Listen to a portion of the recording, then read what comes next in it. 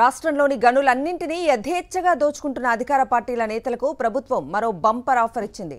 చిన్న తరహా గనులను అడ్డు అదుపు లేకుండా వారి పరం చేసేందుకు ఏకంగా మైనర్ మినరల్ కన్సెషన్ నిబంధనలను సవరించింది. ఈ మేరకు ప్రభుత్వం నోటిఫికేషన్ జారీ చేసింది. కేంద్ర రాష్ట్ర ప్రభుత్వాలు ప్రభుత్వ రంగ సంస్థల పరిధిలోని ప్రాజెక్టులకు అవసరమైన చిన్న తరహా ఖనిజాలను సరఫరా చేసేందుకు నామినేషన్ పద్ధతిలో క్వారీల లీజులు మంజూరు చేసేందుకు అవకాశం కల్పించారు. ఆ ప్రాజెక్టుల అథారిటీలు నామినేట్ చేసిన ఏజెన్సీలకైనా నామినేషన్ పద్ధతిలో లీజులు ఇవ్వొచ్చని ప్రభుత్వం స్పష్టం చేసింది. ఇప్పటివరకు చిన్న తరహా ఖనిజాలైన గ్రావెల్, మట్టి, కంకర, రాయి వంటి ఈ వేలం వేసి కాంట్రాక్టులు ఇచ్చేవారు. ఏవైనా పెద్ద ప్రభుత్వ ప్రాజెక్టులు ఉంటే వాటికి మాత్రమే నిబంధనలు సడలించేవారు.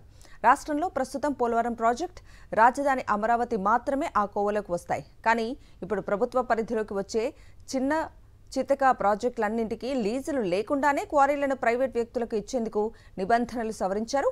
ఇకపై ప్రభుత్వ ప్రాజెక్టుల పేరుతో అడ్డగోలుగా ఈ ఖనిజాలను తరలించేసినా అడిగేవారుండరు.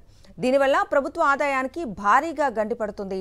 లీజులు పొందిన అధికార పార్టీ నేతల జేబులు మాత్రం నిండిపోతాయి. ఇప్పటికే రాష్ట్ర వ్యాప్తంగా ఉన్న పెద్ద చిన్న గనులన్నింటినీ టీడీపీ, జనసేన, బీజేపీ నేతలు స్వాధీనం చేసుకుని ఇష్టానుసారంగా దోచుకుంటున్నారు. తాజా సవరణతో చిన్న గనులను కూడా మరింత అడ్డగోలుగా దోచుకునేందుకు అవకాశం కల్పించినట్లుగా స్పష్టమవుతోంది.